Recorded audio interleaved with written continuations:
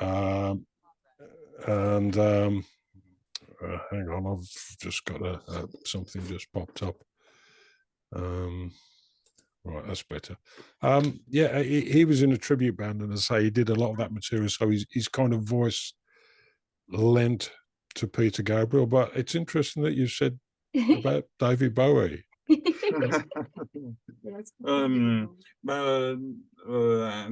Les intonations. Because of the intonation, it reminds him of David Bowie. Yeah. Okay. Alors, and again, you're saying that there's a video out called Window at the moment. I don't know whether you've seen that. And I sent that to quite a very close friend of mine the other day, and he's not really into prog rock at all. But he listened. I said, just listen to it, see what you think. And he with that song, there's quite a long introduction. And when it sort of died down and waiting for the vocals, he said, I was just waiting for David Bowie to sing. And it wasn't. Alors, the song Fame and Misfortune immediately made me think to Madman Moon, Genesis. From Genesis. A Trick of the Tail album. And the l'ambiance. With Super Shreddy. Super Shreddy. The break in the song, the break like Super Shreddy. Donc beautiful. Super Shreddy type variation. Alors we always try to compare, but your music really has a personality. Yes, so your music has really a personality. Yeah. That's really lovely thing to sort of say. Yes. When you record this stuff, you don't think about anything like that, and you just you capture the moment, as we all do, and what you hear is what you get, and everybody's got a different idea of things and the way it turns out. But that's nice. It's fun. Okay. Alors, you have received my free question. Free ask. Did you receive his 3 questions? Yes. Yeah, I've got them here. The first question. Où est-ce que je l'ai mise déjà? First question. Donc, why did you want to create this group? Why did you want to create this group now? Because before you were separate musician. Okay. You were separate musicians, and then you decided to create the group. It's a long story, but I'll make it short. Okay. It's first of all, it's not my group. It's a collective, all 4 of us. That's Carlton Van Selman on keys, keyboards, Kim Blackman vocals, and he also does a little bit of instrumentation, but I don't think on this album. Then there's Larry Homer on guitar, and he's and well, I'll go into what Larry does a bit later, and myself on bass. Larry's become, over the years, I've known Larry 45 odd years now, because we used to play in a symphonic prog band in the Midlands together, and it was quite well known in the Midlands. And then this was back in 75, 76, and then that disintegrated and things moved on, and I moved to London. But it's not really my group, it's our group. It's a collective of 4 people, Kim, Carlton, Larry and myself, and with a view to working with other people along the way, and one of which happens to be Amanda Learman. Yes, Amanda Learman. Yeah, and she's often seen playing with with Steve Hackett. He goes out live with his band, and but I've known her for a few years now, so it was kind of nice that she came on board, and you know, there's a mutual admiration for the music. But why I created, or sorry, why we created this now, it all stemmed from COVID and lockdown. Because a couple of years before that, I was invited to join a band called the Mojo Preachers, and Carlton was the keyboard player in that. And Carlton has a huge love of prog, Okay. as do I, because I was brought up on it, you know, back in the actual era of prog itself. And for 2 and a bit years, the Mojo Preachers and you know, we sort of pushed ourselves on the blues rock sort of circuit. And through a few connections of mine and the work we'd done, and the response of the album that we'd made together called Man-Made Monster, we'd kind of set up 2020 to reap the benefits of all that. You know, we got some really good gigs, got some good reviews from the album. Things look quite rosy. And as you know, COVID came along, lockdown, and it put, you know, paid to everything, not only mine, but everybody in the music business. It just ground to a halt.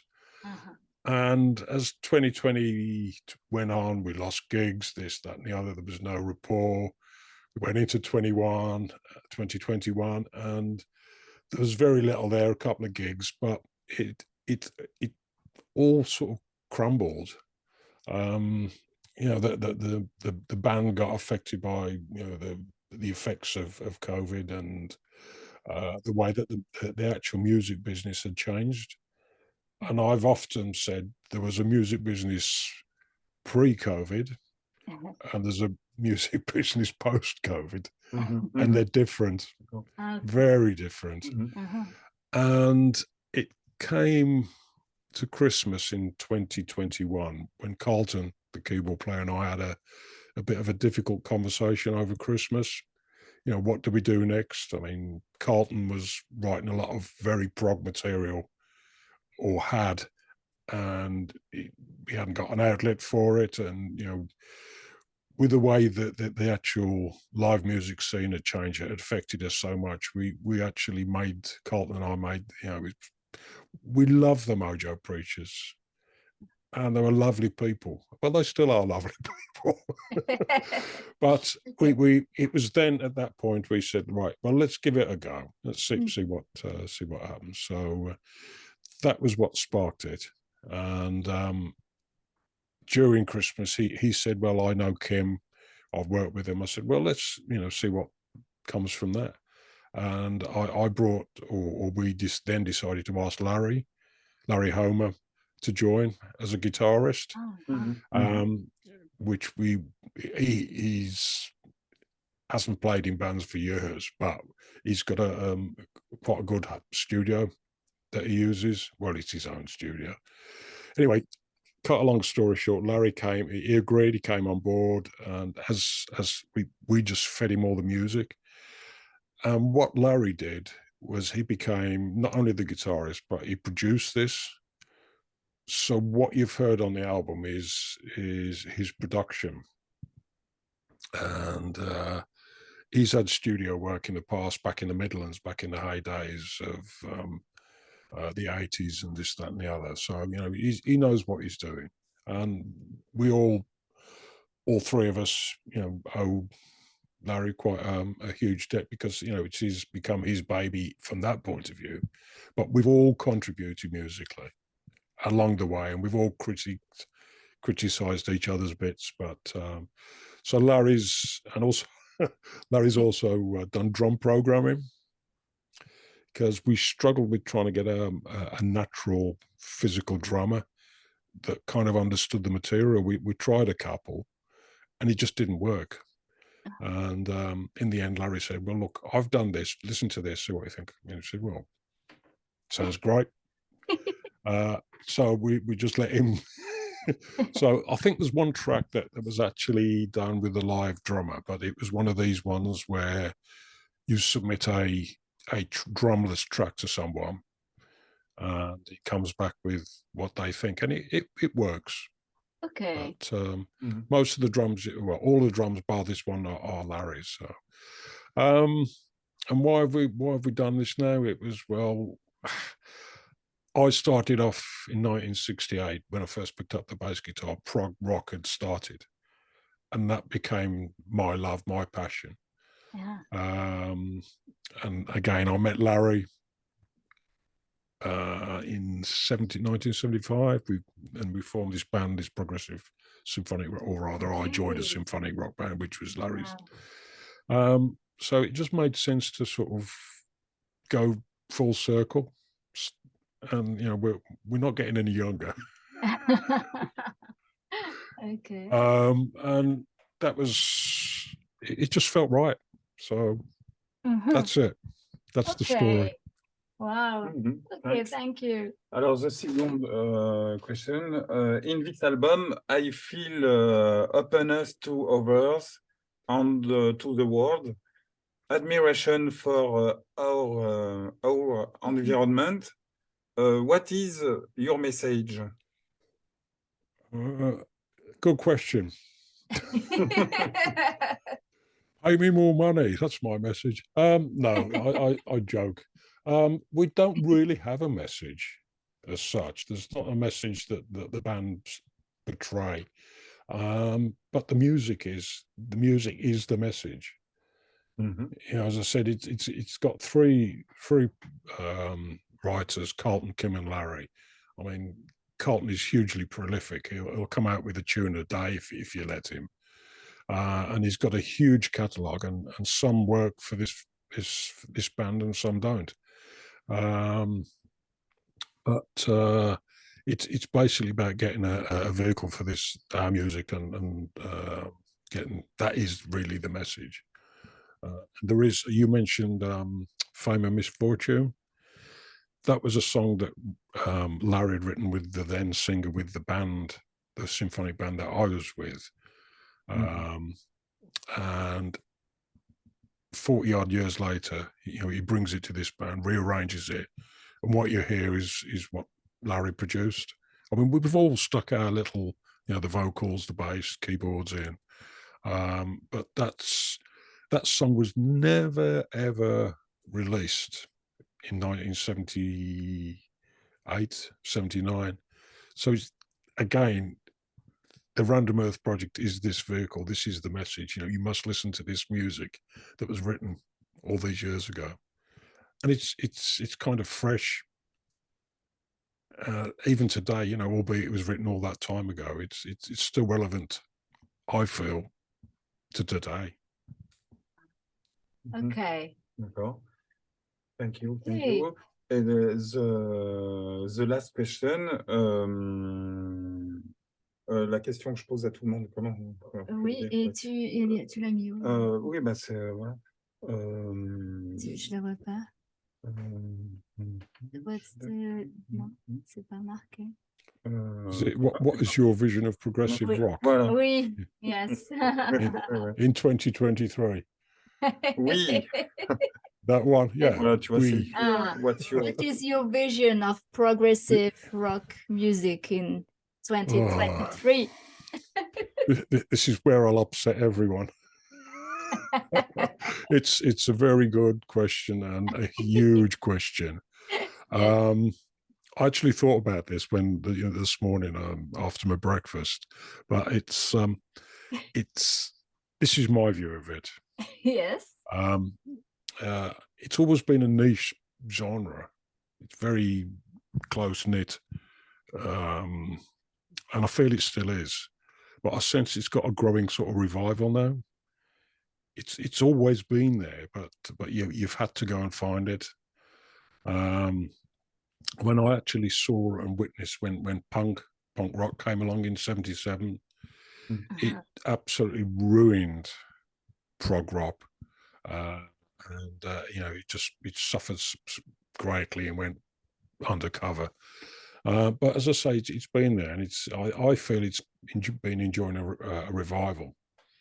Not now, but for the past probably, well, the last decade easily. But I think with social media as well, it's easy to go and find people that like this music, fellow people that will enjoy it. I mean, back in the day, you didn't have that, and it was kind of frowned upon. People didn't like it, and it was very much you were criticised for liking prog rock. So but as I say, it's always been a niche sort of thing, and I think it still is. But I mean, these days there's so many different musical genres that there's inevitably you're going to get criticised for liking this, liking that, liking metal, liking reggae, anything. But these days it's more. I think it's more acceptable that people are a bit more open and understanding. But me personally, I've kind of jumped ship from what I used to play, which was basically blues rock for 2 decades. I mean, it's been great for me. It's been good to me. It was enjoyable. But with the event of COVID, I just felt it sort of it changed. That sort of genre changed, and it's still there. But I just needed something new to focus my mind and my time on. And it just made, as I said before, it just makes sense that I chose to go back to what I originally grew up on. Because you can't play prog rock in a 12-bar blues band. I tried. and I've probably been sacked for doing so, but it's music is music. I mean, at the end of the day, you either like it or you don't. Yeah. And as I say, these days I think a lot of music and a lot of genres, people have that sort of respect. Well, okay, you like it, I don't. But I mean, going back to the original, what is my vision of prog rock of going forwards? I just think it's rosy. It's got a rosy future. It's bright. I'm enjoying it. And I've kind of found there's a great bunch of sort of people that have got a sort of respect for the music. Yes. Which, and this is where I'll get criticised. I felt the other sort of thing that I dabbled with, it was not just about the music, it was about the person, the people, the sort of circle that you sort of circulated with. But it's just been quite refreshing for me to personally to go back into what I did. And as I say, it's taken us a year to record this album because we've done it all remotely. We've all got home studios, and I mean, Larry has never he's never met Carlton or Kim personally. Kim's never met me or Larry. But we feel a hugely close 4 people, very close. There's a close working relationship, and it's a good working relationship. With any sort of music you do, people are open to, oh, you shouldn't be doing this, you should be doing that. Yeah. Can you play it this way? Can you not do that? But we all kind of bring that to, and we know where the line is. But it's, as I say, it's taken us a year to do, and you can, if you listen to it, you can probably understand why. Okay.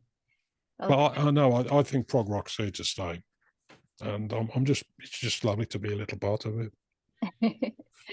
Okay.